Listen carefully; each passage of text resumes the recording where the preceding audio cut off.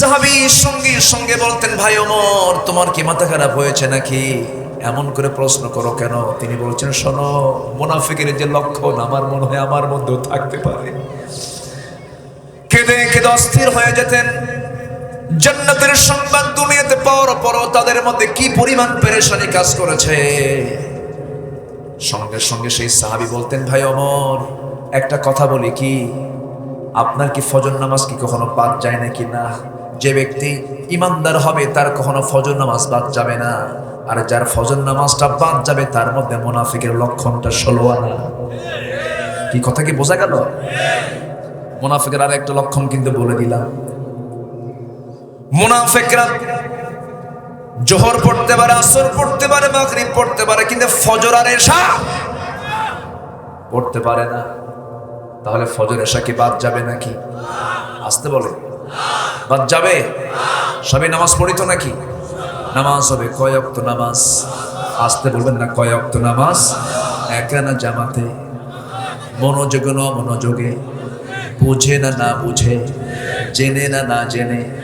সময় ন সময়ে? সুন্দর করে আমরা নামাজ পড়ব। ফজর নামাজ যারা চলে যাবে, ফজর নামাজ যে পড়তে পারে না, তার মধ্যে মুনাফিকের লক্ষণগুলো চলে এসে যাবে। এই জন্য আমরা নামাজকে সুন্দর করে ফেলবো। যার নামাজ যত সুন্দর হবে তার ইমানটা তত সুন্দর হয়ে যাবে। আমার ভাইয়েরা, এই পৃথিবীতে বান্দার যত অপরাধ আছে, সমস্ত অপরাধের মধ্যে সবচেয়ে বড় অপরাধ আমার আল্লাহর কাছে বিবেচিত, সেটা হলো 1 নম্বর হলো নামাজ যারা নষ্ট করবে। কিন্তু দুঃখ লাগে, আমার দেশে নামাজি বেশি না বেনামাজি বেশি? মুসলমানকে আজকে নামাজের কথা বলতে হয়।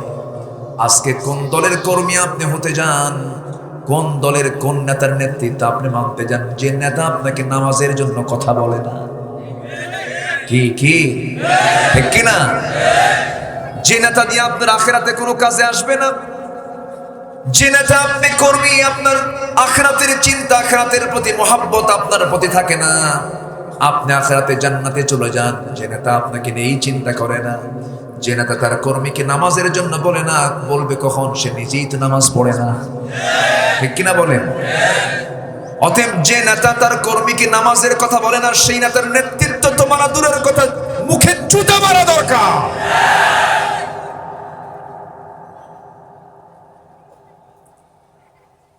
আমার বন্ধুগণ, আল্লাহ রাব্বুল আলামিন বলেছেন, ফাখালাফা মিন বা'দিহিম খালফুন আদাউস সালাহ ওয়াত্তাবাউশ শাহাওয়াতি ফাসাউফা ইয়ালকাউনা গায়্যা। আল্লাহ রাব্বুল আলামিন বলেন, যে বান্দার মধ্যে আমি 2টা অপরাধ খুঁজে পাবো, সূরা মারইয়ামের মধ্যে এসেছে, যে বান্দার মধ্যে 2টো অপরাধ পাওয়া যাবে। নাম্বার হলো যে নামাজকে নষ্ট করে ফেলবে, এবং যে নফসের যে ইত্তেবা করবে, প্রবৃত্তির যে দাস হয়ে যাবে, নফসের গোলাম যে হবে, আর নামাজকে যে নষ্ট করবে। আমি শুধু 7টা জাহান্নামের কোনো জাহান্নামে না দিয়া আমি তাকে স্পেশাল করে এমন ভয়ানক জাহান্নামে ঢুকাবো, গর্তের মধ্যে ঢুকাবো, যে গর্তের নামটা হলো খাই নামক গর্ত। যে খাই নামক গর্তকে জাহান্নাম পর্যন্ত ভয় পায়। গাইয়ুন নামক একটা গর্ত আছে, সেই গর্তের মধ্যে আল্লাহ রাব্বুল আলামিন বেনামাজিকে ঢুকাবেন। কাকে ঢুকাবেন? কাকে ঢুকাবেন? বেনামাজিকে। আফসোস হয়, সন্তান স্কুলে যায় না, তার জন্য কত শাসন হয়। সন্তান পড়াশোনা করে না, কত শাসন হয়। কিন্তু সন্তানটা ফজরের সময় নাক ডেকে ঘুমাচ্ছে, মা তাকে নামাজের জন্য ডাক দেয় না, বাপ তাকে নামাজের জন্য ডাক দেয় না। আছে না নাই? আসতে বলবেন না, আছে না না? অথচ নামাজের অপরাধটা ছোট অপরাধ না বড় অপরাধ? পারিবারিক ভাবে শাসন করার দরকার আছে না নাই? যে পরিবারে নামাজ টাইট, সেই পরিবার সব ঠিক। যে পরিবারে নামাজ আছে সেই পরিবারে সব ঠিক আছে। যে পরিবারে নামাজ নাই সেই পরিবারে কিছুই ঠিক না। নামাজ দিয়ে আমরা পরিবারটা সাজাবো। জোরে বলি ইনশাআল্লাহ, আরো জোরে বলি ইনশাআল্লাহ। আমার ভাইয়েরা, আজকে যদি প্রত্যেকটি জায়গায় যদি নামাজের পরিবেশ তৈরি হয়ে যেত, সমাজের চিত্রটা এমন আমরা দেখতে পেতাম না। কিন্তু নামাজ যারা পড়বে তাদেরকে বেশি সন্দেহ করা হয়। আছে না, আছে না? নামাজ পড়লেই সন্দেহ করা হয়। সময় আসবে, জোরে বলি ইনশাআল্লাহ, জোরে বলি ইনশাআল্লাহ। সময় আসবে না? কি শুরু হয়েছে গোটা পৃথিবীতে দেখেন। পবিত্র কাবার ইমাম জুমার খুতবা দিচ্ছেন। জুমার খুতবার মধ্যে তিনি ইমানি দায়িত্ব মনে করে বলেই ফেললেন যে কনসার্ট চলবে না, বেহায়াপনা চলবে না, অস্থিরতা চলবে না। হক কথা বলে ফেললেন। চট করে এসে খুতবারত অবস্থায় তাকে কট করা হলো, তাকে ধরা হলো, জেলখানায় ঢুকিয়ে সাজা পর্যন্ত দেওয়া হলো। যারা খতিবকে ধরলো তারা তো ভালো মানুষ নাকি? ভালো মানুষ। নাম কিন্তু আব্দুর রহমান, নাম কিন্তু আব্দুল মালিক, কিন্তু এরাই মুনাফিক। আছে না নাই?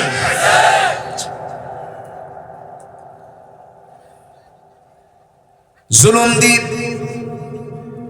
দিয়ে বেশি দিন টিকে থাকা যায় না। জুলুম দিয়ে কোনোদিন বেশি দিন স্থায়ী হওয়া যায় না। কারণ জুলুম শাহী চালিয়েছিল, ফেরাউন টিকতে পারে নাই। নমরুদ চালিয়েছিল, টিকতে পারে নাই। আবু জেহলরা চালিয়েছিল, টিকতে পারে নাই। বর্তমান দুনিয়াতে যারা ফেরাউনদের চরিত্র নিয়ে সামনে চলতে চায় তারাও চলতে পারবে না। জোরে বলি ইনশাআল্লাহ। আল্লাহর ধরতে কি সময় লাগে? আল্লাহ ছাড় দেন, ছেড়ে দেন না। ধরে না, ধরলে আল্লাহ ছাড়েন। ধরেন নাই? নমরুদকে ধরেন নাই? কি দিয়ে মারছে? কি দিয়া? সচল না অসল? অসল, দুর্বল, ঠ্যাং নাই, একটা পাখা নাই, নড়ে না। পাহাড়ের মুখ খুলে দেওয়া হলো, এক ঝাঁক মশা চলে এলো। এর মধ্যে সবচেয়ে দুর্বল, যে সবার পরে আসছে, সেই মশাটার দায়িত্বে পড়ে গেল যে একে সাইজ করা। ঢুকলো নাক দিয়া, ব্রেনের মধ্যে চলে গেল। সম্মানিত ভাইয়েরা, মশাকে দুর্বল মনে করি আমরা, কিন্তু আসলে মশা কিন্তু দুর্বল না। মশা কি দুর্বল? মশারি টাঙ্গাই কেন বলেন? কেন টাঙ্গাই আমরা? আমার জমির ভাই কই? জমির ভাই আজকে আমাকে অনেক কিছু খাওয়াইছে, আলহামদুলিল্লাহ। জমির ভাইয়ের বাসায় একটু সন্ধ্যার দিকে বিশ্রাম নিচ্ছিলাম, দেখি মশা আমারও সম্মান করলো না। কি কথা কি বুঝতেছে? ও হুজুরও মানে না, মন্ত্রীও মানে না, প্রেসিডেন্টও মানে না, ঠিক কি না? ওর কি কোথাও যেতে কি ইমিগ্রেশন ক্রস করতে হয়? ও গণভবনও যায়, বঙ্গভবনও যায়, ঠিক কি না? তাহলে ও কি দুর্বল? দুর্বল না তো। আল্লাহ তাআলা মশার উদাহরণ দিয়েছেন কোরআনে কারীমে, আছে না? এটা নোয়াখালী অঞ্চল। আমি এটাকে নোয়াখালী বলি কারণ ভাষা নোয়াখালী, জেলা চিটাগাং, ঠিক আছে না? এই অঞ্চলে আলেম ওলামা বেশি, বলি আলহামদুলিল্লাহ। আল্লাহ তাআলা মশার নাম নিয়েছেন কোরআনে, মাকড়সার নাম নিয়েছেন, মৌমাছির নাম নিয়েছেন, আছে না নাই? কোরআনে আছে না নাই? এমনি নিয়েছেন? এর মধ্যে শিক্ষা আছে না নাই? কথা যখন চলে আসলো বলে ফেলি, মশাকে দুর্বল কোনো প্রাণী ভাবার কোনো প্রশ্নই আসে না। মশা কিন্তু ছোটখাটো কোনো প্রাণী, দেখতে ছোট কিন্তু ছোটখাটো কোনো প্রাণী নয়। আল্লাহ তাআলা এর মধ্যে বিশাল শক্তি দান করেছেন। কেমন শক্তি দেখেন, ডেঙ্গু যার হয়েছে সে বুঝে। নাম্বার 1 হলো আল্লাহ রাব্বুল আলামিন সূরা বাকারার 26 নম্বর আয়াতে বলেছেন, ইন্নাল্লাহা লা ইস্তাহি আন ইয়াদরিবা মাসালান মা বাউদাতান ফামা ফাওকাহা ফাআম্মাল্লাযীনা আমানু ফায়া'লামুনা আন্নাহুল হক। জোরে বলি আল্লাহু আকবার। আল্লাহ তাআলা মশার উদাহরণ দিয়ে তিনি কোনো লজ্জা পান না। ইমানদার যারা তাদের মধ্যে হক খুঁজে পায়, যারা কাফের তারা বলে মাযা আরাদাল্লাহু বিহাদা মাসালা। তোমার আল্লাহর কাজ নেই, কাম নেই, মশার উদাহরণ কোরআনে টানছে, কি দরকার ছিল? কিন্তু মশার উদাহরণ টানার পিছনে হিকমত আছে না নাই বলেন? 1 নাম্বার হিকমত একটু শুনে নেন, এক নাম্বার হিকমত হলো যে মশা বেশি রক্ত খাবে তার হায়াত বাড়বে না কমবে? বলেন, যে বেশি পরিমাণে খাবে তার হায়াত কমে না বাড়ে? কমে যায়। ঠিক তেমন এই দুনিয়াতে যারা বেশি পরিমাণে জুলুম করে, লুটপাট করে, জনগণের টাকা যারা মেরে খাবে তাদের হায়াতও কমে যাবে, ঠিক কিনা? এমন লুটপাট যারা করবে তাদের হায়াত কমে যাবে, টিকবে না, হারামের কোন আরাম। নাম্বার 2 হলো মশা এমন একটি প্রাণী, মশা মানুষকে কামড়ায়, কিন্তু পুরুষ মশা কিন্তু কামড়ায় না। মশা কামড়ায় কোন মশা? স্ত্রী মশা। যারা সায়েন্স পড়েছেন তারা বললেন স্ত্রী মশা মানুষকে কামড়ায়, কিন্তু স্ত্রী মশা মানুষকে কামড়ায় এটা বর্তমান সায়েন্স এটা প্রমাণ করেছে। কিন্তু আল্লাহ তাআলা ১৫০০ বছর আগে যে মশার কথা বলেছেন সেই মশাটা বলেছেন স্ত্রী মশার কথা। ইন্নাল্লাহা লা ইস্তাহি আইয়াদরিবা মাসালাম মা বাউদাতান। বাউদাতান কি? মুয়ান্নাস। স্ত্রী মশা কামড়ায়। নাম্বার 3 হলো মশা যখন রাতের বেলা মশারি টাঙ্গানোর পরেও 2-1টা মশা যদি মশারির মধ্যে ঢুকেই পড়ে, কানের কাছে এসে যে আওয়াজ করে সে আওয়াজটা ভন ভন ভন করে আওয়াজ, এটা কি খুব মোহাব্বতের, খুব সুরের আওয়াজ নাকি? খুব বিরক্তিকর আওয়াজ। এই আওয়াজ কানে আসলে ঘুম শেষ হয়ে যায়। কিন্তু এই যে আওয়াজটা সে করে কেমন করে করে, আওয়াজটা করে হলো সে তার পাখাটা নড়ায়, এত গতিতে তার পাখাটা নড়ে। সায়েন্স বলতেছে মশা তার পাখাটাকে প্রতি সেকেন্ডে, 1 সেকেন্ড সময় কিন্তু খুব অল্প, 1 সেকেন্ডে সে মশা তার পাখা নড়ায় হলো 500 থেকে 600 বার। জোরে বলেন সুবহানাল্লাহ। পৃথিবীতে কোনো প্রাণী কি এরকম আছে? পৃথিবীতে কোনো মেশিন কি এরকম আছে? পৃথিবীতে কোনো মেশিন এত নাই, এরকম নাই যে 1 সেকেন্ডে পাখা নড়াচ্ছে মশা হলো 500 থেকে 600 বার। আল্লাহ তাআলা মশার উদাহরণ এমনি দেন নাই। নাম্বার 4, ও দুনিয়ার মানুষ, মশার উদাহরণটা আমি এই জন্য দিয়েছি কারণ একজন কুখ্যাত কাফেরকে আমি দুনিয়া থেকে বিদায় করেছি কি দিয়া? কি দিয়া? মশা দিয়া।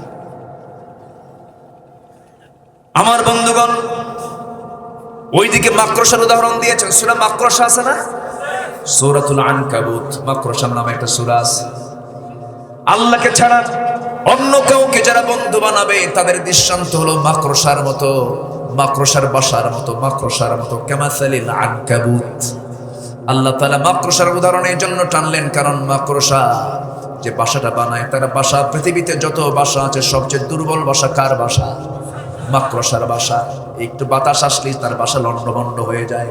যদিও দেখতে সুন্দর, কৌণিক মাপ, সুন্দর স্কেল, সুন্দর করে বাসা বানায়, কিন্তু সেই বাসাটা সামান্য ঝড়েই উপড়ে যায়, সামান্য ঝড়ে লন্ডভন্ড হয়ে যায়। আর বর্তমান আধুনিক তাফসীর হলো, আধুনিক ব্যাখ্যা হলো আল্লাহ তাআলা মাকড়সার সঙ্গে তুলনা করেছেন কেন? কামাসালিল আনকাবুত। মাকড়সার মধ্যে পুরুষ এবং স্ত্রী আছে, তাদের সংসারও আছে, কিন্তু তাদের সংসারটা খুব ঠুনকো সংসার। সায়েন্স বলতেছে প্রত্যেক স্ত্রী মাকড়সা তার পুরুষ মাকড়সাকে কামড় মেরে মেরে ফেলে দেয়। যে পরিবারে স্ত্রী তার স্বামীকে ষড়যন্ত্র করে মারে সেই সংসারটা খুব সুখের সংসার। আল্লাহ তাআলা বলছেন যারা আল্লাহকে বাদ দিয়ে অন্য কাউকে বন্ধু বানায় তাদের জীবনটা হলো, তাদের উদাহরণটা হলো মাকড়সার সংসারের মতো। আল্লাহ তাআলা কোন উদাহরণ এখানে এমনি দেন নাই। প্রত্যেকটা কথার মধ্যে যৌক্তিকতা আছে না নাই? বান্দার জন্য কল্যাণ আছে না নাই? বান্দার জীবনের জন্য প্রয়োজন আছে না নাই? এই সমস্ত শিক্ষা না দিয়া ডারউইন শিখাও, বিবর্তনবাদ শিখাও, ওই সমস্ত শিক্ষাকে আমরা মানি না, মানি না, মানি না, ঠিক কিনা? যে শিক্ষায় আল্লাহ নাই, যে শিক্ষা আল্লাহর পরিচয় নাই, সেই শিক্ষায় আমরা নাই। কষ্ট পাচ্ছেন?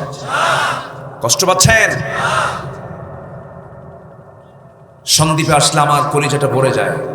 যদিও আসতে কষ্ট, কিন্তু আসার পর এখানে থাকলে সব কষ্ট ভুলে যায়। আলহামদুলিল্লাহ, জোরে বলি আলহামদুলিল্লাহ। আমার ভাইয়েরা একটু মনোযোগ দিয়ে শুনবো আমরা। মুনাফিকের আলামত আমি কয়টা আরো বলতে চেয়েছি বলেন? মুনাফিকের বৈশিষ্ট্য কয়টা বলতে চেয়েছি? 11টা, একটাও কিন্তু শুরু করি, একটা একটা করে বলবো আমি। আমাকে সময় দেওয়া যাবে তো? কারো কোনো আপত্তি? একটু উঠতে দেরি হয়েছে আমার, একটু আগে ভাগে উঠলে ভালো হতো। আপনাদের মনে হয় কষ্ট হয়ে যাবে, তাই না? কষ্ট হবে না তো? বলি ইনশাআল্লাহ, খুব ভালো। আপনারা আল্লাহ রাব্বুল আলামিন সূরা মুনাফিকুন কেন দিলেন? ওই ইমানদারেরা, তোমাদের জন্য মুনাফিকের কোনো চরিত্র তোমাদের মধ্যে না থাকে, মাইনাস যেন হয়ে যায়, এই বিষয়ে তোমরা অ্যালার্ট থাকবে, এই বিষয়ে তোমরা সতর্ক থাকবে। নাম্বার 1, এই 11টা বৈশিষ্ট্যের মধ্যে 1 নাম্বার বৈশিষ্ট্য হলো মুনাফিকরা। মুনাফিকরা মহান আল্লাহর মুমিন বান্দাদের নিয়ে ঠাট্টা বিদ্রুপ করে। দেখেন না, আলেমদের কোনো দোষ নাই কিন্তু দোষ বানায় দেয়। আসতে বলবেন না, আছে না নাই? দোষ না থাকলে কি শাস্তি হয়? এরকম বলার লোক আছে না নাই? ইউসুফ আলাইহিস সালামের তো কোনো দোষ ছিল না। আল্লাহর পয়গম্বর ইউসুফ আলাইহিস সালামকে কোনো দোষ না পেয়ে শেষ পর্যন্ত তাকে মামলা দিয়ে তাকে জেলখানায় ঢুকায় দেওয়া হলো। তার বিরুদ্ধে মামলা হলো জিনার মামলা। যখন নাউযুবিল্লাহ, জাকারিয়া আলাইহিস সালামকে করাত দিয়ে চিরে 2 টুকরো করে শহীদ করে দেওয়া হলো। তার বিরুদ্ধেও জিনার অভিযোগ দেওয়া হয়েছিল। আল্লাহর নবী জাকারিয়া আলাইহিস সালাম শহীদ হয়ে গেলেন। ইউসুফ আলাইহিস সালাম দীর্ঘদিন জেল খাটলেন। জেল খাটার পর আল্লাহ তাআলা তার এই বিশাল বড় ধৈর্যের পরিচয়টাকে তিনি আল্লাহর সামনে উপস্থাপন করলেন। আল্লাহ তাকে কবুল করে নিলেন। শেষ পর্যন্ত তিনি হয়ে গেলেন সেই দেশের রাষ্ট্রপ্রধান। যখন আল্লাহু আকবার। সত্য কখনো চাপা থাকে না, সত্য একদিন প্রকাশ পেয়ে যাবে। মুনাফিকরা সত্যকে চাপা রাখার চেষ্টা করে।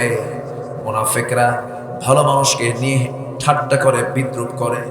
নাম্বার 2, মুনাফিকদের আরেকটা চরিত্র হলো মুনাফিকরা অহংকারী হয়। কি হয় বলেন?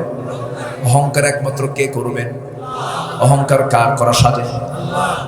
আকাশটা কার? আসতে বলবেন, আকাশটা কার? আকাশ বানিয়েছেন কে? আল্লাহ কোথায় বলেন? আল্লাহ সব জায়গায় থাকার দরকার নেই। আল্লাহর ইলম সব জায়গায়, আল্লাহর ইলম সব জায়গায়। আল্লাহ তাআলার একটা নির্দিষ্ট আসন আছে না নাই? কয় মাইল দূরে? কয় মাইল দূরে? কোন মাপটা পারবো আমরা নিতে?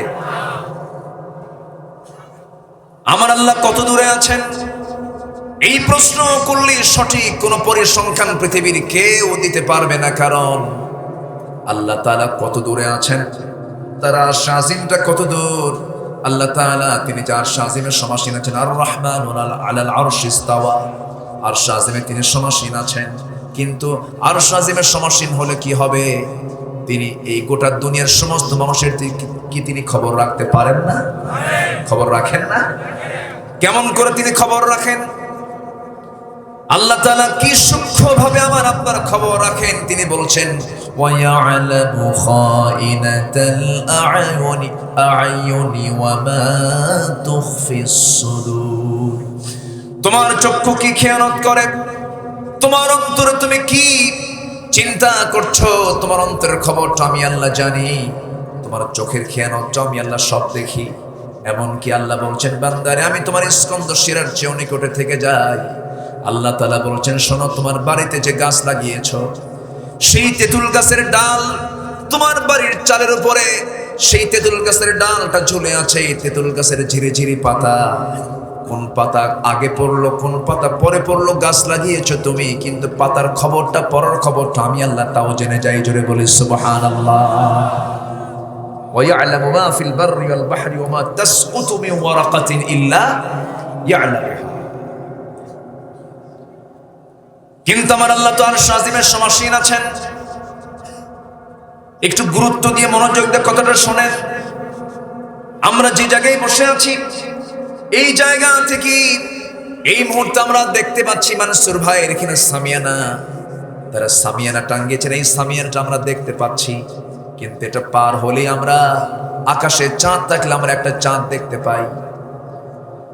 সেই চাঁদের উপরে আছে মিটি মিটি করে জোনাকির মতো জ্বলা কিছু তারকা আমরা দেখতে পাবো। এরপরে আমরা একটা বিশাল মহাশূন্য আকাশ আমরা দেখতে পাই, দিনের বেলা প্রদীপ্ত সূর্য দেখতে পাই, এরপরে বিশাল দিগন্তের আকাশ, কিছু মেঘমালা আমরা দেখতে পাই। এই তো আমাদের চোখের পাওয়ার। কিন্তু আমরা যে দিনের বেলা যে সূর্যটা দেখতে পাই, ওই সূর্য পৃথিবী থেকে কত দূর এবং কত বড়। পৃথিবীর এরিয়া হলো, বর্তমান পৃথিবীতে 228টি দেশ আছে। 228টি দেশ মিলে 50 কোটি 10 লক্ষ বর্গ মাইলের এই দুনিয়া। 50 কোটি 10 লক্ষ বর্গ মাইলের এই দুনিয়া। এই দুনিয়া যত বড়, ওই সূর্যের সমান হতে গেলে এরকম 13 লক্ষ দুনিয়া জোড়া দিলে পরে একটা সূর্যের সমান হয়। একটু আসতে বলেন সুবহানাল্লাহ। কত লক্ষ দুনিয়া বলেন? কত লক্ষ দুনিয়া? 13 লক্ষ দুনিয়ার সমান একটা সূর্য। আবার চাঁদের পিছনে যে তারকাগুলো আমরা দেখতে পাই, সেই তারকাগুলো কত বড়। সেই তারকাগুলো বেটেল জুইস নামে একটা তারকা আছে। এই সূর্যের চাইতে সেই তারকাটা 33 কোটি গুণ বড়। জোরে বলে সুবহানাল্লাহ। কত কোটি গুণ? 33 কোটি গুণ বড়। Battle juice, supernova, 8টা, Proxima Centauri, এরকম অসংখ্য তারকা আল্লাহ তাআলা মহাশূন্যে ঝুলায় রেখেছেন। এক একটা গ্যালাক্সির মধ্যে, সায়েন্স বলতেছে, এক একটা গ্যালাক্সির মধ্যে 50 বিলিয়ন করে তারকা আল্লাহ তাআলা রেখে দিয়েছেন। 1 বিলিয়ন সমান 100 কোটি। পৃথিবীর সবচেয়ে নিকটবর্তী তারকার দেশ হলো প্রক্সিমা সেন্টারাই। কিন্তু যদি কেউ যেতে চাই, সেই প্রক্সিমা সেন্টারাই চাঁদের দেশে সফর করেছি। মঙ্গল গ্রহে অনেকে জায়গাও কিনছে। আপনি এখন যদি চিন্তা করেন, একটু প্রক্সিমা সেন্টারে সেই চাঁদের তারকার দেশে আমরা একটু বেড়াতে যাব, সেই তারকার দেশে যদি কেউ বেড়াতে যেতে চান, বর্তমান দুনিয়ার সবচেয়ে বড় দ্রুতগামী নভোযান হলো অ্যাপোলো 11। অ্যাপোলো 11-এর গতি হলো প্রতি ঘন্টায় 39,000 কিলোমিটার। 39,000 কিলোমিটার বেগে যদি কোনো বান্দা যদি সেই নভোযানে চড়ে সে যদি রওনা দেওয়া শুরু করে দেয়, সেই পৃথিবীর সবচেয়ে নিকটবর্তী তারকার দেশ প্রক্সিমা সেন্টারে যেতে তার সময় লেগে যাবে 1,15,000 বছর মাত্র। যাবেন কারা কারা? হাত তোলেন। তুলছে একজন হাত। সম্ভব? বাঁচবো কয়দিন, যাবো কোন দিন? বাঁচবো কয়দিন, যাবো কোন দিন? তাহলে এই নিকটবর্তী তারকার দেশটা যদি এত দূরে হয়, সেই মহাশূন্য, এই মহাশূন্য পেরিয়ে আরশে আজিম তারও দূরেই থাকলো। বিশাল আকাশ আমরা দেখতে পাই, সে আকাশটা কত দূরে।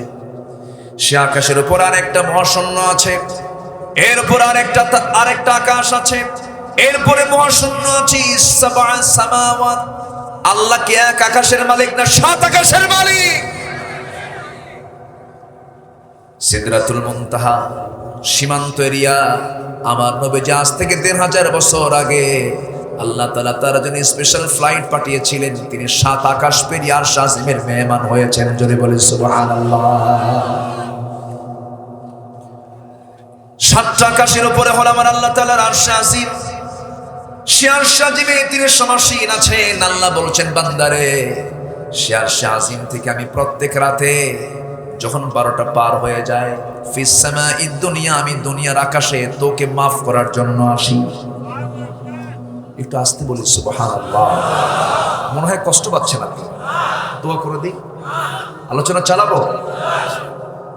একটা কথা বলি আপনাদের, সেটা হলো, যদি কেউ সেজদা দিয়ে, নামাজে সেজদা দিয়ে মজা না পান, যদি কেউ কোরআন তেলাওয়াত করে মজা না পান, যদি কেউ কোরআনের মাহফিলে বসে মজা না পান, তাহলে ভাবতে হবে বড় ধরনের নফসে একটা রোগ ঢুকেছে।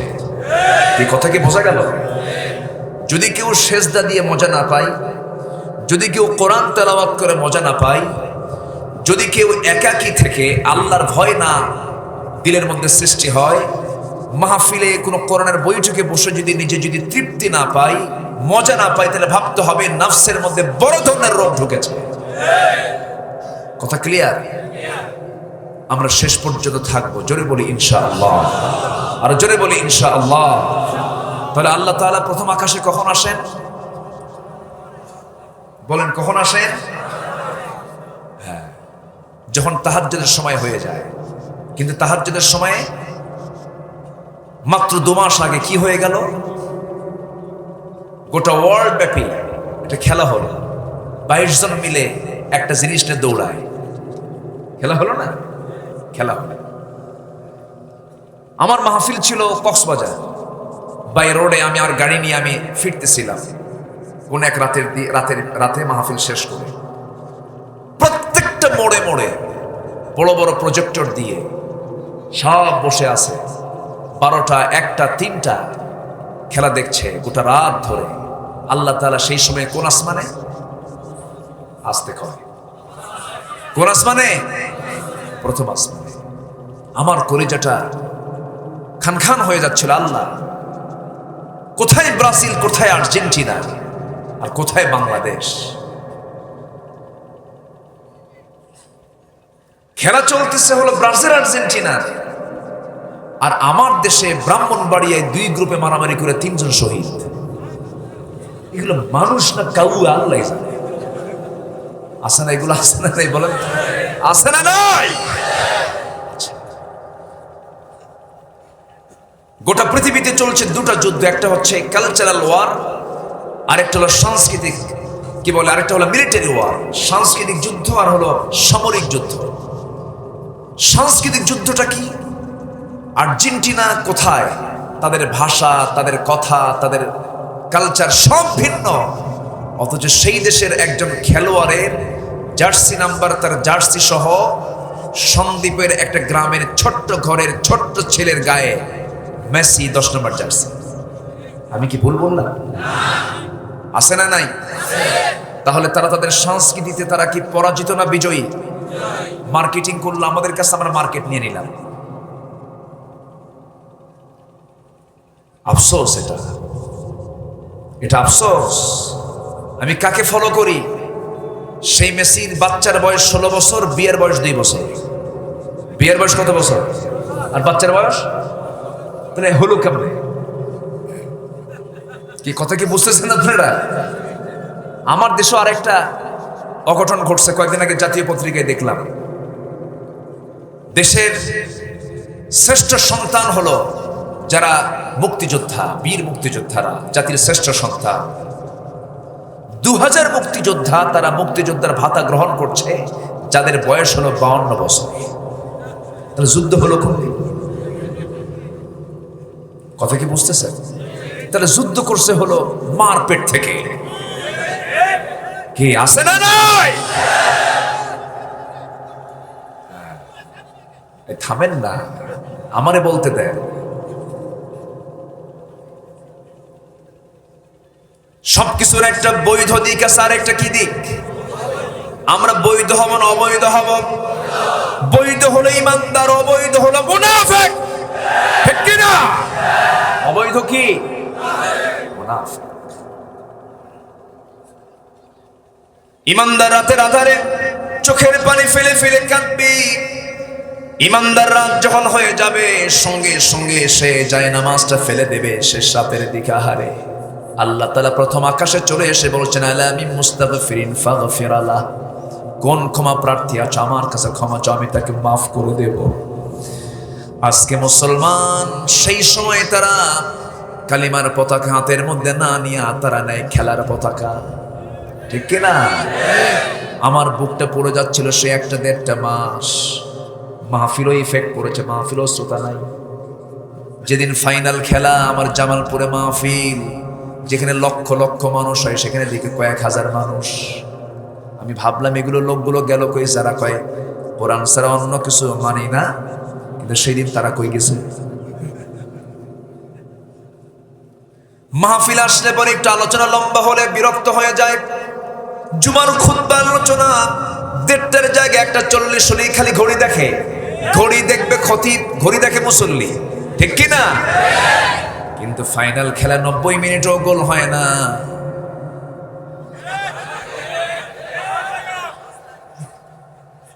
কি কথা বোঝা গেল? নামাজে মজা পেতে হবে। যে নামাজে মজা পাবে না, তার মধ্যে মুনাফিকের লক্ষণ আছে না নাই? আমরা আমাদের ঠিক করে ফেলবো, জোরে বলি ইনশাআল্লাহ। নামাজকে আমরা সুন্দর করবো, জোরে বলি ইনশাআল্লাহ। মুনাফিকদের নামাজটা কেমন? সূরা মাউনে আসছে, الذين هم عن صلاتهم ساهون الذين هم يراءون ويمنعون الماعون মুনাফিকরা লোক দেখানো নামাজ পড়ে, মুনাফিকরা অবহেলা করে নামাজ পড়ে। এই জন্য আল্লাহ তাআলা সেই সমস্ত মুনাফিকদের মুসল্লিদের ধ্বংস কামনা করেছেন। ফাওয়াইলুল লিল মুসাল্লিন বলেছেন। এই জন্য আমরা মুনাফিকের কোনো সিমটম আমাদের জীবনে আনতে দেব না। মুনাফিকরা এক নাম্বার হলো আল্লাহর যারা নিকটতম হলাম তাদেরকে হেয় করে। নাম্বার 2 হলো মুনাফিকরা বিনয়ী না অহংকারী, বিনয়ী না অহংকারী। আর ইমানদারকে অহংকারী হয় না, বিনয়ী হয়।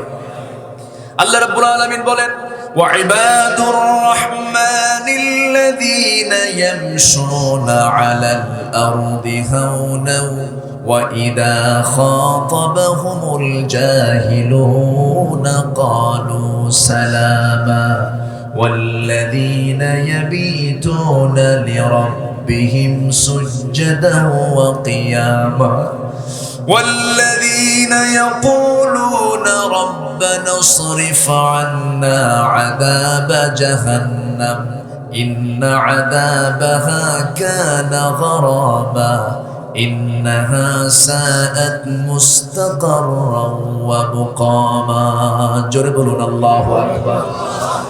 মুমিনের চোখে পানি আসে, মুনাফিকের চোখে পানি আসে না। মুমিন নামাজ পড়ার সঙ্গে সঙ্গে বেকরার হয়ে যায়, অস্থির হয়ে যায়। আল্লাহ তুমি আমাকে না মাফ করা পর্যন্ত সিজদা থেকে মাথা উঠাবো না। আল্লাহ তুমি আমারে মাফ করে দাও। নবীজি গোটা রাত সিজদায় পড়ে কেঁদেছেন উম্মতের জন্য, নিজের জন্য কেঁদেছেন। আম্মা জান আয়েশা একদিন দেখতেছেন আমার নবীজির সিজদা থেকে মাথা উঠান না। আমার নবীজির সিজদার চিত্র দেখি আম্মা জান আয়েশা তাকে চিমটি দিলেন। কি দিলেন? চিমটি দিলেন। নবীজি নড়ে উঠলেন। রাসূল নামাজ শেষ করার পরে বলছেন আয়েশা তুমি আমাকে চিমটি দিলা কেন? হুজুর এত লম্বা সময় সিজদায় পড়ে আছেন, আমি ভাবছি আপনি মরে গেলেন কিনা, আপনার কোনো নড়াচড়া নাই, এই জন্য আমি আপনাকে চিমটি দিয়েছি। হুজুর আপনি এত কাঁদেন কেন? আল্লাহ তো আপনার সব কিছু মাফ করে দিয়েছেন। রাসূল সঙ্গে সঙ্গে বলেন আয়েশা রে, হাসরের ময়দানে আল্লাহ যদি আমাকে পাকড়া করেন আমিও পার পাওয়ার কোনো সুযোগ পাবো না। আমার ভাইরা, সাহাবায়ে কেরাম চিন্তা করেছেন জান্নাত কেমনে পাবো, আল্লাহর ক্ষমা কেমনে পাবো। মুসলমান কি খেলার পতাকা হাতে নেবে না কালিমার পতাকা হাতে নেবে? মুসলমান কি দুনিয়ার পতাকা হাতে নেবে না কালিমার পতাকা হাতে নেবে? ইসলামের পতাকা মুসলমানদের হাতে শোভা পাবে। একজন অন্ধ সাহাবীর কথা মনে হয়ে গেল আমার। অন্ধ সাহাবী নবীজি ওই অন্ধ সাহাবীকে সারা জীবন কোনোদিন কোনো যুদ্ধের পারমিশন দেন নাই। বদর যুদ্ধের ডাক এসেছে, তিনি বলছেন হুজুর আমি যুদ্ধে যেতে চাই। রাসূল বললেন না হবে না, তোমার চোখ নাই, যুদ্ধ করবা কেমনে? উহুদ আসলো, অনুমতি চাইলেন, পেলেন না। জীবনে আমার নবীজি তাকে কোনোদিন যুদ্ধের পারমিশন দেন নাই। প্রথম খলিফাও তাকে পারমিশন দেন নাই। কিন্তু দ্বিতীয় খলিফার আমলে কাদেসিয়ার যুদ্ধ যখন শুরু হয়ে যাবে, গাজওয়ায়ে কাদেসিয়া, ওমরে ফারুকের সামনে সে অন্ধ সাহাবী এসে বলছে ভাই ওমর আমার জীবনে কি শাহাদত হবে না? আমি কি শহীদ হতে পারবো না? কারণ হিসাব দিয়ে আমি তো জান্নাত পাবো না রে ভাই, হিসাব দিয়ে জান্নাত পাওয়া কঠিন। আমি যতটুকু জানি বিনা হিসেবে জান্নাত পাওয়ার মাধ্যম হলো শাহাদাত। আমার তো চোখ আল্লাহ তাআলা দেন নাই, চোখটা আমার নাই, এই জন্য আমি যুদ্ধে যেতে পারি নাই। কিন্তু আমার চোখের সামনে কত ভাই বদর যুদ্ধ করে শহীদ হয়ে জান্নাত চলে গেল, উহুদে অংশগ্রহণ করে শহীদ হয়ে জান্নাতে চলে গেল। আমি তো পারলাম না, আমি এখনো যেতে পারলাম না। ভাই ওমর তুমি আমার একটু মনের আকুতিটা বোঝার চেষ্টা করো। আমি যুদ্ধে যেতে চাই, কেমন করে যুদ্ধে যাব? আমাকে পারমিশন দেওয়া যায় নাকি? ওমরে ফারুক তার মনের কথাটা বুঝে বলতেছে ভাই অন্ধ সাহাবী আব্দুল্লাহ ইবনে উম্মে মাকতুম, তোমার শানে আল্লাহ তাআলা আয়াত নাযিল করেছেন আবাসা ওয়া তাওয়াল্লা আন জাআহুল আ'মা ওয়া মা ইউদরিকা লাআল্লাহু ইয়াযাক্কা। আল্লাহ তোমার শানে আয়াত নাযিল করেছেন, সূরা নাযিল করেছেন। ওরে আব্দুল্লাহ তুমি যে যুদ্ধে যেতে চাও, কিন্তু যুদ্ধে যেতে হলে তো চোখ লাগবে, চোখ ছাড়া তুমি যুদ্ধ করবা কেমনে? সঙ্গে সঙ্গে তিনি বলছেন আমিরুল মুমিনিন শোনো, যুদ্ধে গিয়ে সবাইকে তরবারি দিয়ে যুদ্ধ করে নাকি? কেউ পাহারা দেয়, কেউ মাল সামানা টানে, কেউ খাবারের ব্যবস্থা করে, কেউ কালিমার ঝান্ডা নেয়। অন্তত আমি যেন তরবারি নিয়ে যেন কোনো কাজ আমার না করা লাগে। তবে আমার একটা কাজ খুব পছন্দ। কি কাজ? যুদ্ধে যদি আমাকে পারমিশন দিয়ে দেন তাহলে আমি কি করব? অন্তত আমাকে ওই দায়িত্বটা দিবেন, কালিমার ঝান্ডাটা কাউকে না দিয়া আপনি আমার হাতে তুলে দিবেন। কালিমার ঝান্ডা আমি আমার হাতের মধ্যে তুলে নেব। কালিমার ঝান্ডা হাতের মধ্যে তুলে নিয়ে সবার সামনে আমাকে দাঁড় করায়া দিবা। আমি এক জায়গায় এক স্থির হয়ে দাঁড়িয়ে থাকবো কালিমার ঝান্ডা হাতের মধ্যে নিয়ে। কাফেররা আমাকে মেরে ফেলতে খুব সহজ হবে তাদের। তারা দেখবে, আমি চোখ দিয়ে দেখবো না। তারা আমাকে লক্ষ্য করে তীর ধনুক হাতে নিয়ে তারা তীর মেরে দেবে আমার বক্ষ ভেদ করে। আমার বুক থেকে রক্তগুলো ঝরে ঝরে পড়বে। আমার বুকের তাজা রক্ত ফিনকি দিয়ে পড়বে। আমি শাহাদত বরণ করব। হাসতে হাসতে হাসরের ময়দানে আল্লাহর সামনে গিয়ে দাঁড়াবো। আল্লাহ আমাকে বলবেন, ও আব্দুল্লাহ ইবনে উম্মে মাকতুম, সবার চেহারা একরকম, তোমার চেহারা আরেক রকম। তোমার চেহারা রক্তাক্ত কেন? তোমার বুকে রক্ত ঝরছে কেন? কি হয়েছে তোমার? এই দুনিয়া থেকে যারা শহীদ হয়ে দুনিয়া থেকে বিদায় হবে, রক্তমাখা দেহ নিয়ে হাসরের ময়দানে তারা আল্লাহর সামনে দাঁড়াবে। জোরে কোন সুবহানাল্লাহ। সেই সময় আল্লাহ বলবেন, ও বান্দারা, তোমরা রক্তাক্ত দেহ নিয়ে আমার সামনে হাজির হয়েছে কেন? সেই সময় তারা বলবে, আল্লাহ, তোমার জমিনে তোমার দিন কায়েমের জন্য আমরা রক্ত ঝরেছি। সেই সময় আল্লাহ বলবেন, ও আল্লাহর বান্দা, শহীদ তোমরা সাক্ষ্য দিয়েছো, আজকে তোমাদের জন্য কোনো হিসাব নাই। আজকে তোমাদেরকে বিনা হিসাবে আমি আল্লাহ তোমাদেরকে জান্নাতের দরজা দেখায় দিলাম। যাও জান্নাতে। জোরে কোন সুবহানাল্লাহ। জান্নাতে যাওয়ার জন্য পাগল হতে হবে, জান্নাতে যাওয়ার জন্য পেরেশানি হতে হবে, জান্নাতে যাওয়ার জন্য অস্থির হতে হবে। আমার বন্ধুগণ, মুনাফিকের কিছু লক্ষণ আমি বলতেছিলাম, দুইটা বিষয় আমি কেবল বলেছি। নাম্বার 3 হলো মিথ্যা বলতে বলতে এদের হৃদয়টা মানসিক ব্যাধিতে রূপান্তরিত হবে। মিথ্যা বলতে বলতে খালি মিথ্যার উপরে কথা আসে না নাই? বলেন আসে না নাই?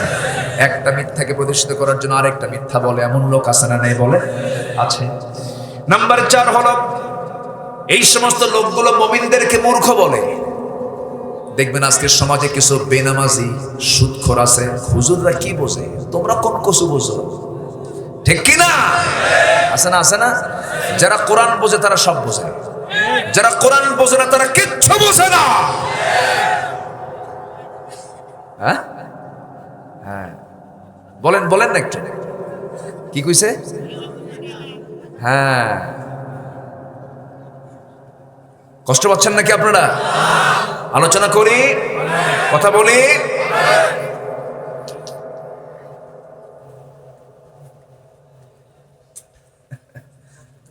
জিকির করি লা ইলাহা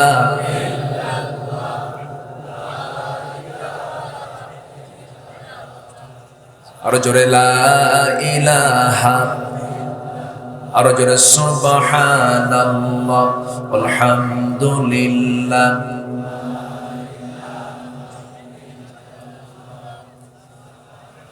আরো জোরে লা ইলাহা সুবহানাল্লাহ আলহামদুলিল্লাহ।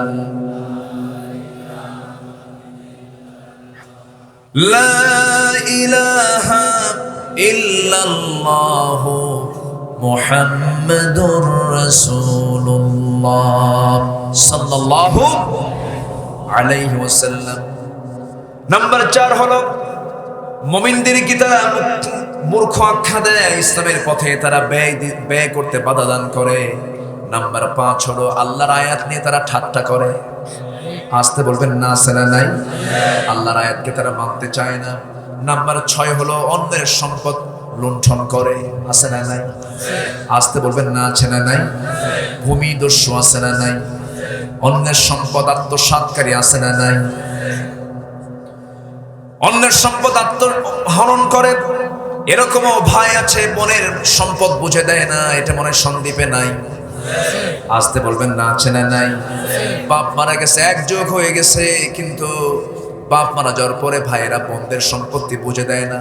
মাহফিলে মা বোনরা আছে কিনা জানি না, মা বোনরা আছে নাকি? মা বোনদের সম্পত্তি বুঝে দেয় না।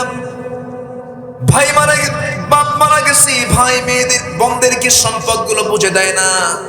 মাঝে মাঝে দাওয়াত দেয়, বছরে 2 বার করে দাওয়াত দেয়, 2 ঈদে দাওয়াত দেয়, কিছু পিঠে টিঠা খাওয়ায় দেয়, কিছু সুন্দর করে সেবা টেবা করে বলে, বোন শোনাই দেখে আসো, বসো, তুমি তো সংসার হচ্ছেই, তোমার স্বামী, তোমার পরিবার, তোমার ছেলে মেয়ে আছে, আব্বা তো মারা গেছে, সম্পদ কিছু রেখে গেছে, কিন্তু বোন একটা কথা বলি, অংশ নিলে কিন্তু ধ্বংস হয়।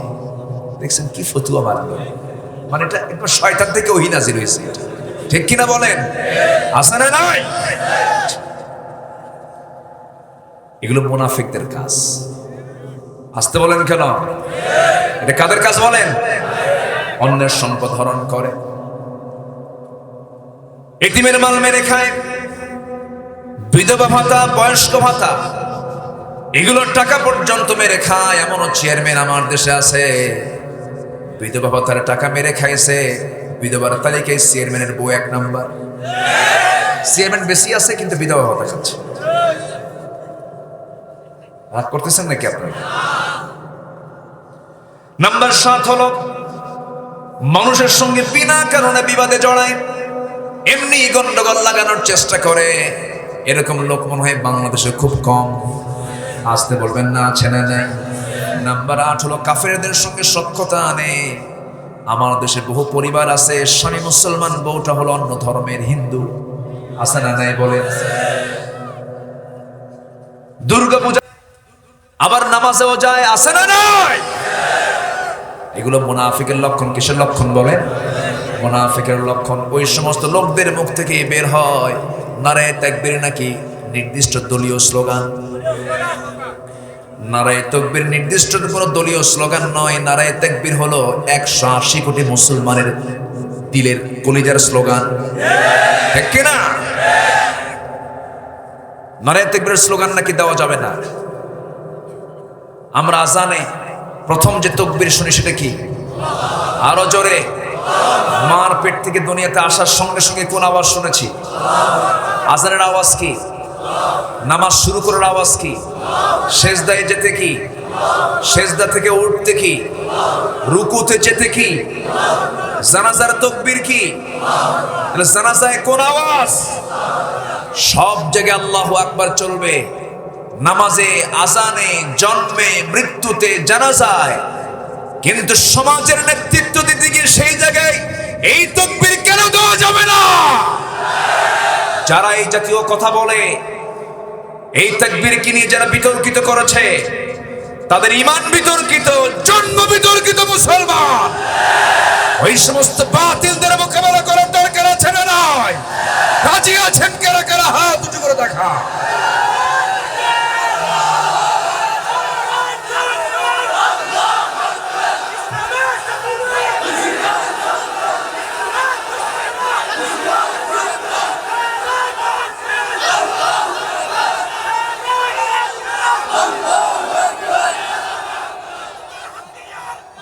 আল্লাহ তুমি সবার হাতকে কবুল করে, জোরে বলি আমিন।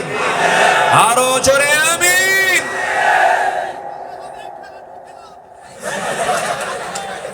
সব বাদ দিতে রাজি আছি, আমার আল্লাহকে বাদ দিতে পারবো না। না খেয়ে থাকবো, জুলুম সহ্য করব, আল্লাহকে ছাড়বো না আমরা। ওদের কাছে আল্লাহর নামটাও বিরক্ত, ওরা আল্লাহর নাম নিতে লজ্জা পায়। এটা মুনাফিকদের স্বভাব। কাদের স্বভাব? মুনাফিক। আজকে সূরাটাই তো কঠিন, বুঝলেন? আজকে আমি বিষয়টা নেওয়ার কারণ হলো ইমানদারকে চেনার দরকার আছে না নাই? ইমানদারকে চিনতে গেলে মুনাফিকও চেনার দরকার আছে না নাই? মুনাফিকি চরিত্র বাদ দিলেই কি হয়ে যাব? ইমানদার হয়ে যাব। আমার ভাইয়েরা, আজকের মাহফিল আমি লক্ষ্য করছি মুরব্বী মানুষের চাইতে আজকে যুবকদের মাহফিল অংশগ্রহণ বেশি। আলহামদুলিল্লাহ, এটা ইতিবাচক দিক, ভালো দিক। যুবকরা খারাপ কাজে যাবে না, যুবকরা ভালো কাজে থাকবে। কিন্তু আজকে সমাজ যে সিচুয়েশন আমরা দেখছি, ভালো হওয়ার সুযোগ বেশি না খারাপ হওয়ার সুযোগ বেশি? বলেন, খারাপ হওয়ার সুযোগগুলো সবচাইতে বেশি। খারাপ হওয়ার জন্য সমস্ত মাধ্যমগুলো আজকে ওপেন করে রাখা হয়েছে, কিন্তু ভালো হওয়ার জন্য সেই পরিবেশটা আজকে সমাজে নাই। আপনার সন্তানকে একটা জায়গায় ভালো জায়গায় পড়াবেন, প্রতিষ্ঠান খুঁজে পাওয়া যায় না।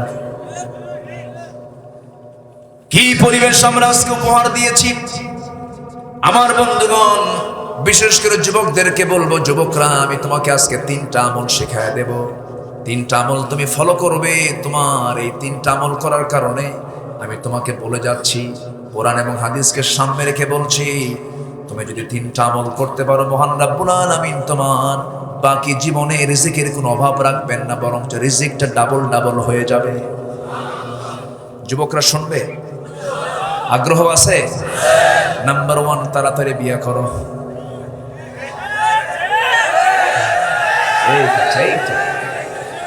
আমার কিছু বুড়া সব কয় ঠিক ঠিক, বুঝতেছি। বিয়ে করার দরকার আছে না নাই? বিয়ে না করলে বাচ্চা হবে কেমনে? বাচ্চা না হলে জিকির হবে কেমনে?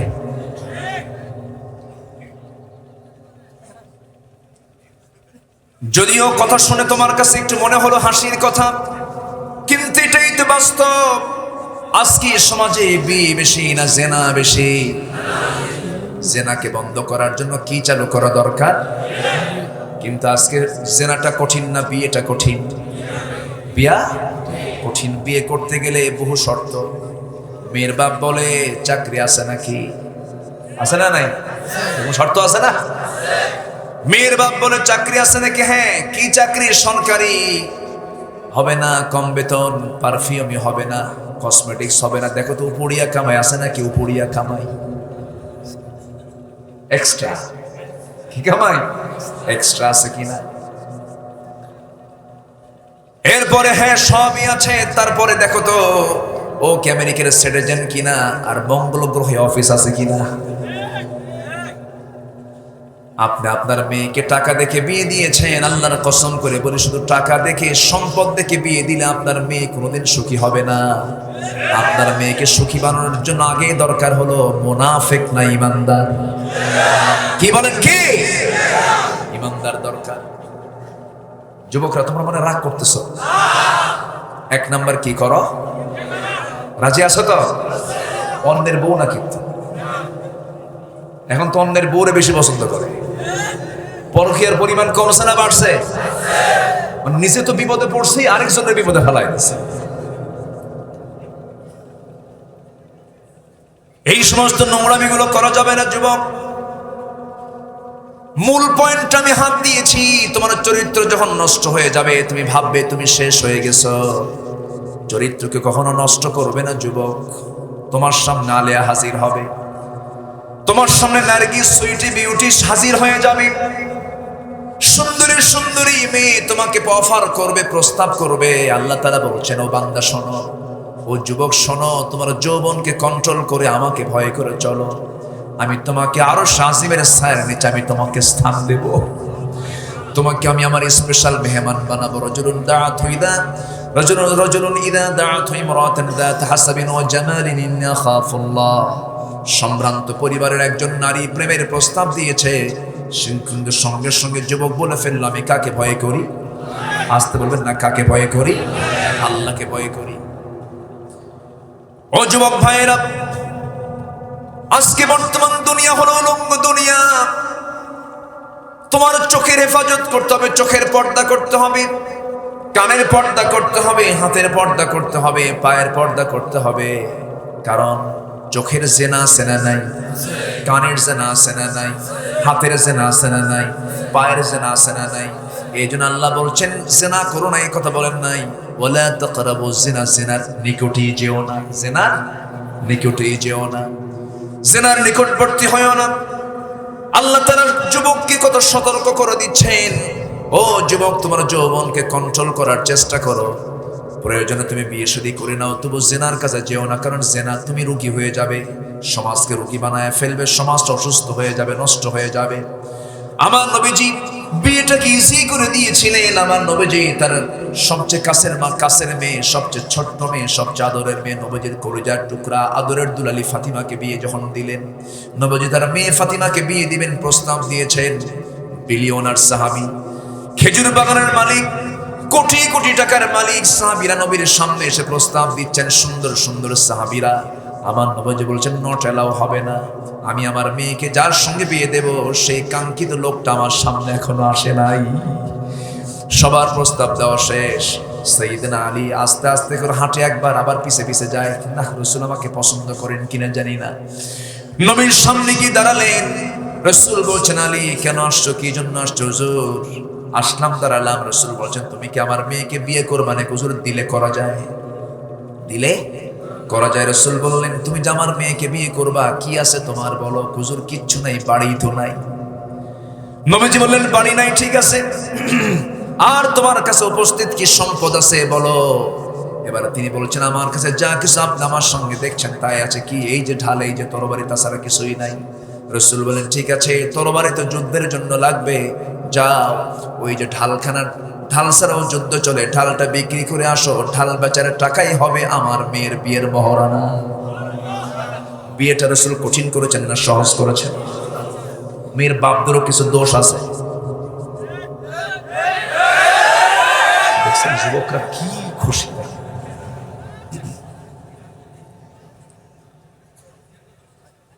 ভালো বিয়ে যারা করতে চায় তারা তো ভালো, যারা বিয়ে করতে চায় না ওরা তো বাইপাস মারে, ওরা তো দুষ্ট, ঠিক কিনা? বিয়ে করার কথা তো বলা ভালো।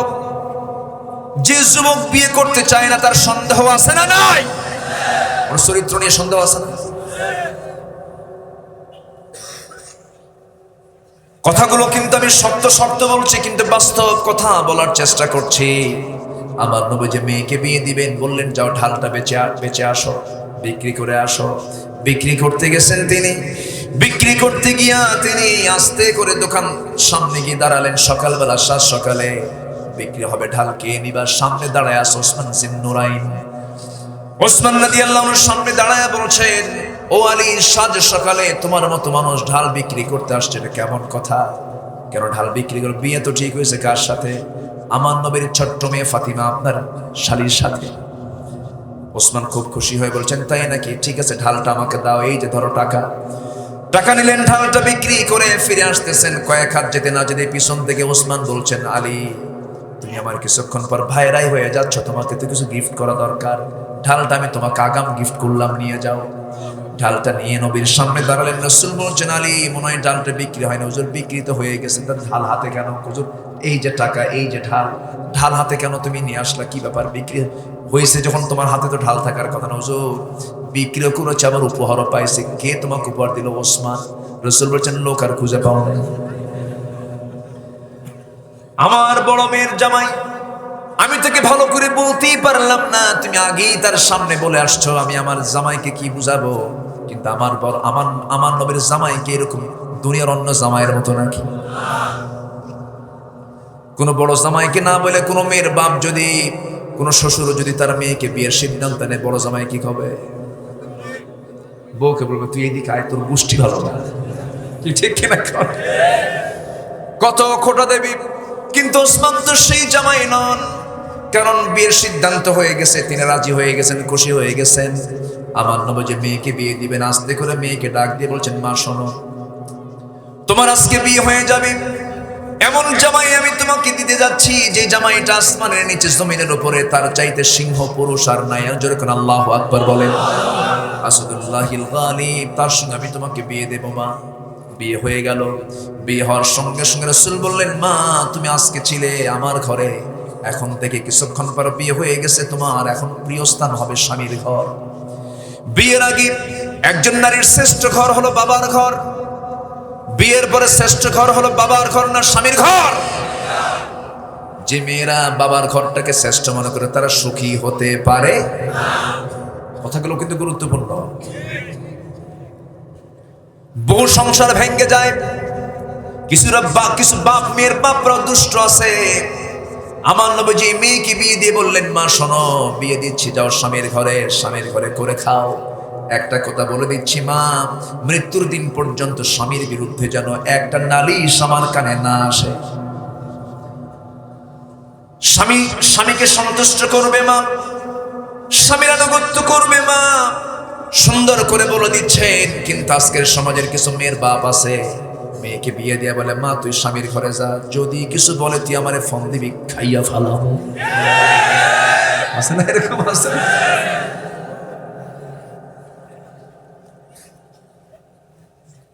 এই সমস্ত চরিত্রগুলো আনলে পরে সমাজ তো কখনো ভালো হবে না। আপনি মা, বিয়ে হওয়ার পর আপনি স্বামীর ঘরে চলে যাবেন, আপনি আরেকজনের মা হয়ে যাবেন, সন্তান লালন পালন করবেন, সংসার হয়ে যাবে, ওটাই আপনার শ্রেষ্ঠ ঘর, শ্রেষ্ঠ বাড়ি আপনার। আমার নবীজি মেয়েকে বিয়ে দিয়ে দিলেন। বিয়ে দেওয়ার পর আমার নবীজি তার ছোট্ট পরিসর থেকে কিছু গিফট করলেন। একটা পিসদানি দিলেন, পিসদানি আটা পেশা, একটা পিসদানি দিলেন, পানির মশক দিলেন, চামড়ার তোষক দিলেন, আর একটা পান পাত্র দিয়ে বললেন, মা যাও সংসারটা করে খাও, তোমার বাবাও সিম্পল, আমি তোমাকে সিম্পল থাকতেই পছন্দ করি, যাও। ভাড়া বাড়িতে গিয়ে উঠলেন। কি বাড়ি বলেন? ভাড়া বাড়ি, নিজের বাড়ি নাই। নবীজি বললেন, মা সংসার জীবন করো, আমি তোমার জন্য দোয়া করি। কয়েক বছর চলে গেল, সংসারের সন্তান দুইটা পৃথিবীতে চলে আসলো। সহিহ হাদিসের বর্ণনা, ফাতিমা রাদিয়াল্লাহু তাআলা আনহা আটা পেশার জন্য পিসদানি দিয়ে আটা পিষতে পিষতে তার হাতে তার দাগ পড়ে গেল। কূপের পানি তুলতে গিয়ে তার কোমরে দাগ পড়ে গেছে। ঘর ঝাড়া দিতে দিতে তার কাপড় চোপড়গুলো ময়লা হয়ে যায়। ছোট্ট দুইটা বাচ্চা, একা কাজ করে সারতে পারছেন না, কষ্ট হয়। স্বামীর সঙ্গে পরামর্শ করলেন, স্বামীও বললেন, আলীও বললেন, যাও দেখো তো রাসূলকে বলো, দেখো তো কিছু করা যায় নাকি। আমার নবীর কাছে এসে বলছেন, আব্বা জান কিছু কথা আছে। আমার নবীজি সাহাবীদের সঙ্গে কথা বলছিলেন, সেই জায়গা থেকে আস্তে করে তিনি বের হয়ে আসলেন। অন্দর মহলে ঢুকি মেয়েটাকে পাশে বসিয়ে বলছেন, ফাতিমা তুমি আমাকে কি বলতে চাও বলো। আব্বা একা কাজ করে সারতে পারি না, হাসান হোসাইন ছোট্ট মানুষ, যদি আপনার পক্ষ থেকে আমাকে একটা কাজের মানুষ দিতেন অথবা খাদেম দিতেন আমার খুব উপকার হতো। নবীজি আস্তে করে বলছেন, মা শোনো, আমার কলিজার টুকরা মেয়ে ফাতিমা শোনো, আমি তোমাকে ভিন্ন চোখে দেখি, আমি তোমাকে দারুণ ভালোবাসি। ফাতিমা তুমি তোমার বাপকে কি কখনো দেখেছো আমার কাজ অন্য কেউ করতে পেরেছে? আমার জুতা আমি হাতে নেই, আমার কাপড় আমি ধুয়ে ফেলি, আমার কাপড় আমি নিজে সেলাই করি, আমি কাউকে কোনো কাজ করতে দেই না, আমি আমার নিজের কাজ নিজে সম্পন্ন করি। মা আমি তোমাকে বলছি, মা তুমি যাও নিজের বাড়িতে যাও, কোনো কাজের মানুষের প্রয়োজন নাই। আমি তোমাকে একটা আমল শেখাই দিচ্ছি, সুবহানাল্লাহ আলহামদুলিল্লাহ আল্লাহু আকবার 33 বার বলবে। সহিহ হাদিসের বর্ণনা, রাসূল আমলটা শেখাই দিলেন। এবার রাসূল বলছেন, যাও এই আমলটা করবে, আল্লাহ তাআলা তোমার সমস্ত কাজের মধ্যে বরকত দিয়ে দিবেন। জোরে কোন সুবহানাল্লাহ। আমার মায়েরা, অনেকে আজকে আলোচনাগুলো শুনতেছেন, মা এই সমস্ত বিষয়গুলো খেয়াল করার চেষ্টা করবেন। যুবকরা তোমাদের জন্য কয়টা কাজের কথা বলেছি? এদিকে মুনাফিকের লক্ষণ নতুন করে বলেছি কয়টা? 11টা। কয়টা বলেন? এর মধ্যে চলল হলো 7টা, আরো আছে কয়টা? 4টা আছে। শুনবেন না? এবার শুনবেন, আজকে শুনবেন। আগ্রহ আছে আপনার সবার? বলে ইনশাআল্লাহ। আমার নবীজি ফাতিমাকে খুব ভালোবাসতেন। ফাতিমাকে সিম্পল জীবন গ্রহণ করতে বললেন। মা ফাতিমা যাও সংসার জীবনটা করে খাও। আমার নবীর সামনে কিন্তু তিনি বসে বসে নামাজ পড়ছিলেন। রাসূল বলছেন, ফাতিমা বসে বসে নামাজ পড়ো কেন? তুমি তো যুবতী মেয়ে। ফাতিমা বলছেন, আব্বা জান আমি যদি দাঁড়িয়ে দাঁড়িয়ে নামাজ পড়ি, আপনি বলেছেন স্বামীর বিরুদ্ধে কোনো নালিশ যেন আপনার কানে না যায়। আমার পরনে যে জামাটা আপনি আমার দেখতে পাচ্ছেন, এই জামার পিছনের দিকে একটা ছেঁড়া অংশ আছে। আমি যদি দাঁড়িয়ে দাঁড়িয়ে নামাজ পড়তে যাই, ছেঁড়া অংশের দিকে আপনার চোখের নজরটা পড়ে যাবে।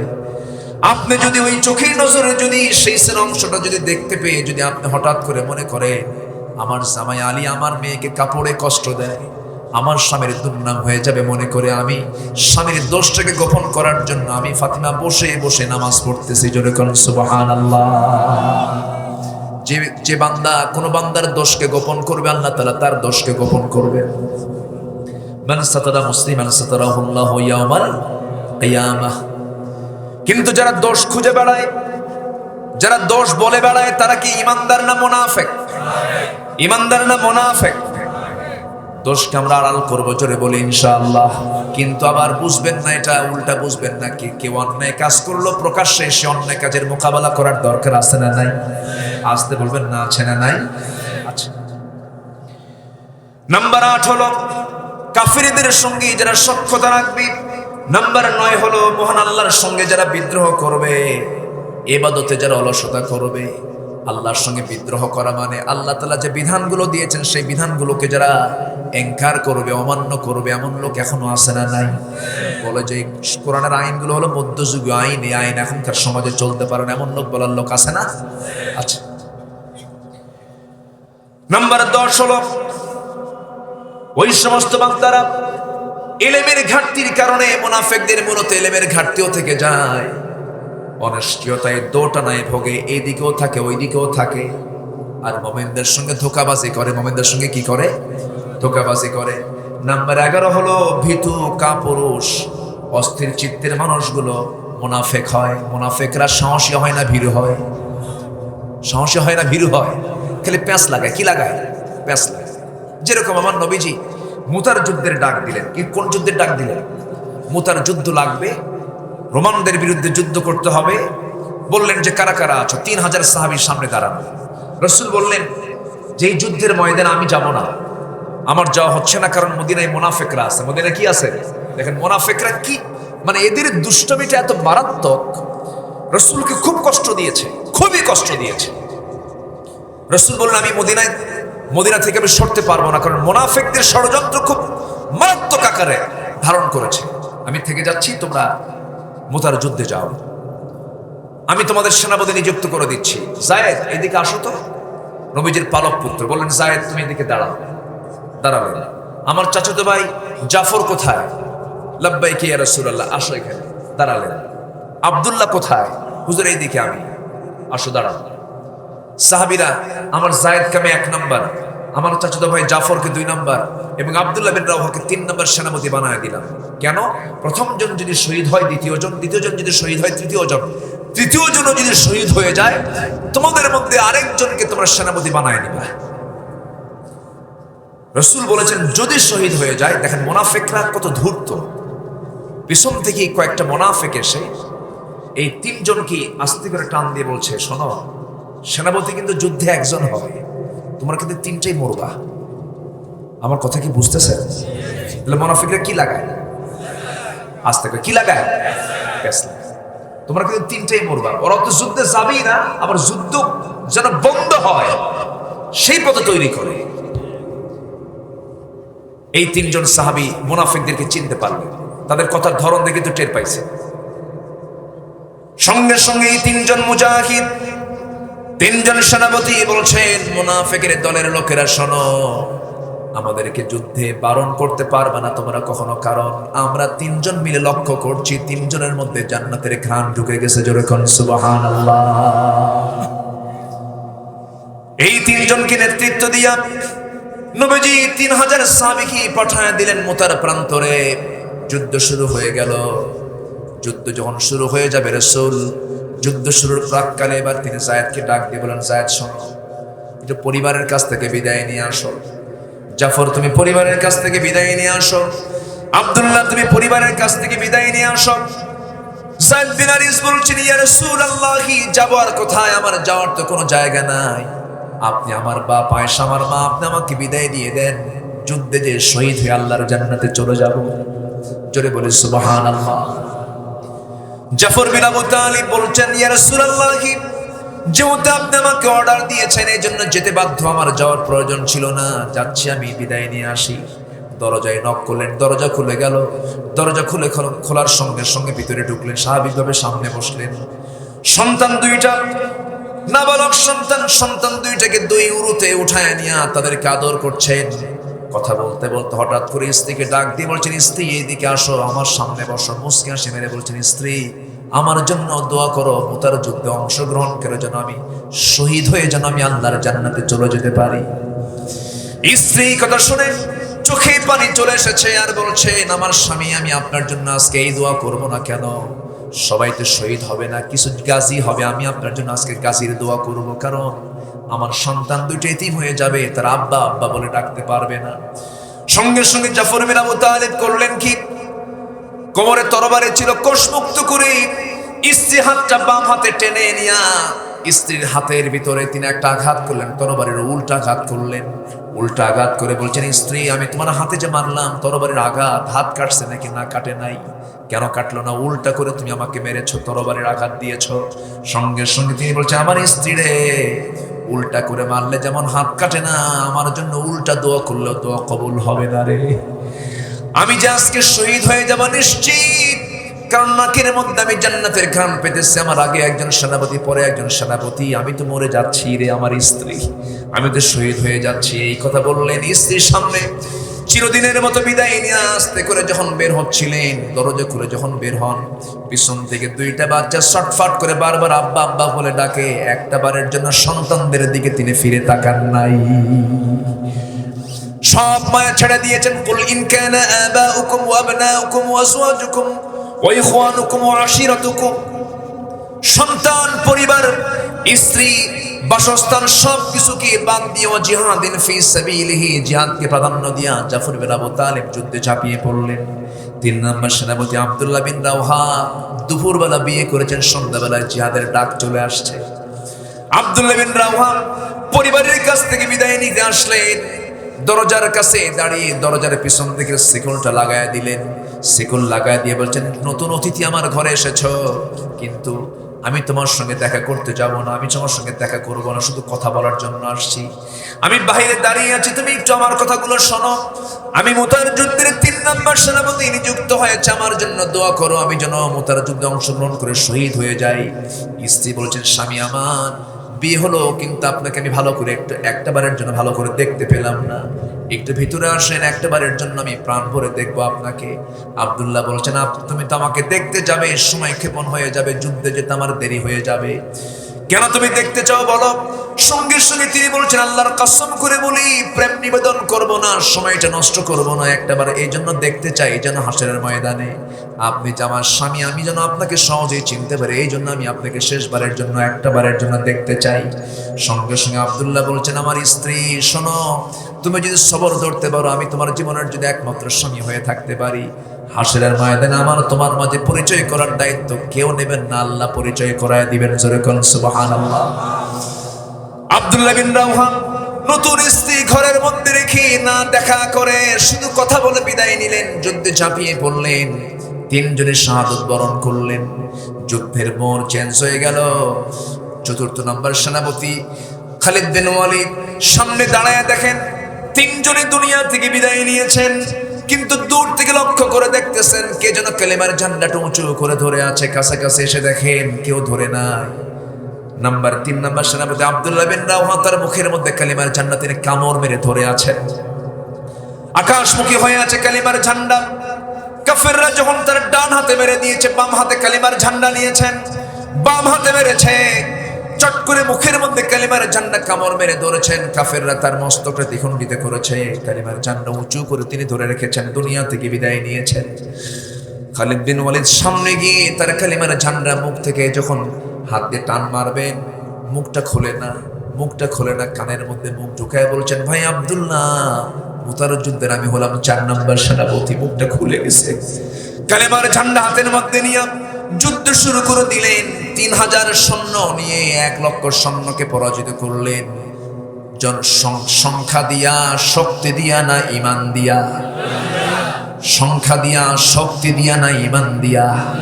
আমাদের সংখ্যা দরকার, শক্তি দরকার না ইমান দরকার। মুনাফিকি বাদ, ইমান আনবো। জোরে বলি ইনশাআল্লাহ, জোরে বলি ইনশাআল্লাহ, আরো জোরে বলি ইনশাআল্লাহ। আমরা ভীতু হব না, আমরা কাপুরুষ হব না, আমরা অস্থির চিত্ততা নিয়ে থাকবো না। ধৈর্যের পরিচয় দেব, ধৈর্যের পরিচয় দেব। ধৈর্যের পুরস্কার হলো জান্নাত। ধৈর্যের পুরস্কার কি বলেন? জান্নাত। আল্লাহ তাআলা তুমি সবাইকে এই 11টি মুনাফিকের আলামত থেকে আমাদের জীবনকে তুমি আল্লাহ সেভ করো। জোরে বলি আল্লাহুম্মা আমিন, আরো জোরে আল্লাহুম্মা আমিন। মুনাফিকের কোনো সিমটম যেন আল্লাহ তাআলা আমাদের ভিতরে না দেন। জোরে বলি আল্লাহুম্মা আমিন। জীবনে কখনো মিথ্যা কথা বলতে যাব না, মিথ্যা কথা বলতে যাব না, কোনো আমানতের খেয়ানত করতে যাব না, কাউকে ঠকাতে যাব না। আল্লাহ কবুল করুন। জোরে বলি আমিন। দোয়া করি নাকি? আরো আলোচনা চলো হুজুর মরুক। অনেক হয়ে গেছে, 2 ঘন্টা হয়ে গেল তো প্রায়। আজকে ঘড়িটা মনে বেশি ঘুরলো না? এই মনসুর ভাই কিছু কর না তো, কি করবো? শেষ করে দেবো? আরো চালাবো? কোনো সমস্যা নাই তো? ফজর নামাজ পড়বেন, ফজর নামাজ পড়বেন সবাই। যুবকদেরকে আমি কয়টা আমল দিছি? হয়েছে কয়টা? আর শুনবেন না? আর 2টা বাকি আছে। হ্যাঁ দেখি, জোরে বলি ইনশাআল্লাহ। কে উঠে ধরেন তো? উঠে কে ধরেন? বসেন বসেন, মেহেরবানি করে বসুন না, কত সময় চলে যায়। আল্লাহ তুমি আমাদের সবার অংশগ্রহণকে তুমি আল্লাহ কবুল করো। এই মাহফিল এক যুগ পূর্তি হলো আজকে, এক যুগ, 12টি বছর কিন্তু কম সময় না। এই মাহফিলের সঙ্গে সম্পৃক্ত থেকে অনেকে দুনিয়া থেকে বিদায়ও নিয়েছেন, তাদের জন্য দোয়া করার দরকার আছে না নাই? আমরা তাদের জন্য দোয়া করব। এই মাহফিলের পৃষ্ঠপোষকতায় যারা আছেন আমরা তাদের জন্য দোয়া করব। বিশেষ করে মনসুর ভাই বিদেশের মাটিতে থাকেন, প্রবাস জীবন কষ্টের জীবন। কে বলেছে প্রবাস জীবনে থেকে একটা মানসিক যে টর্চার হয়, একটা মানসিক যে চাপ হয়, এটা অন্য ধরনের। মা নাই, বাবা নাই, ছেলে নাই, মেয়ে নাই, ভাই নাই, আত্মীয় স্বজন নাই, সব দেশে পড়ে আছে, লোকটা পড়ে আছে বাইরে, কষ্ট আছে না? আল্লাহ তুমি যাদের প্রবাস জীবন, মেহেরবানি করে প্রবাস জীবনকে তুমি আল্লাহ আনন্দময় করে দাও, নিরাপদ করে দাও। জোরে বলি আল্লাহুম্মা আমিন। বাধা হিসাবে তিনি চিহ্নিত করেছেন। সম্পদের জন্যই কিন্তু মানুষ আল্লাহর জিকির বাদ দেয়, আছে না নাই বলেন? আল্লাহ তাআলা বলেছেন লা তুলহিকুম আমওয়ালুকুম ওয়ালা আওলাদুকুম আন যিকরিল্লাহ। জিকির যেন তোমাদের যেন ভাটা না পড়ে সম্পদের কারণে, সন্তানের কারণে। আমরা সর্বক্ষণ জিকির করব কার? জিকির মানে কি? জীবনের সকল জায়গায় কার নাম নেওয়া? জীবনের সকল জায়গায় কার আইন মানা? জীবনের সকল জায়গায় কার হুকুম মেনে নেওয়া? আল্লাহর হুকুম মেনে নেওয়া। ওয়ানফিকু, আর খরচ করো কার পথে? আস্তে খরচ করো কার পথে? মরার পরে না মরার আগে? মরার পরে না মরার আগে? মরার আগে। এবং মৃত্যুর চিন্তা করতে বলেছেন আল্লাহ তাআলা শেষ আয়াতে। আমরা জিকির, আল্লাহর পথে খরচ এবং মৃত্যু চিন্তা, এটাও সাথে আমরা নিয়ে চলবো। আল্লাহ তুমি সবাইকে কবুল করো। যে যেখানে আছেন আমরা সবাই বসবো। তো দুটা কাজ আর করতে বলেছি যুবকদেরকে। একটা হলো বলেছি, নাম্বার 2 হলো বাপমার সঙ্গে সুন্দর আচরণ করতে হবে।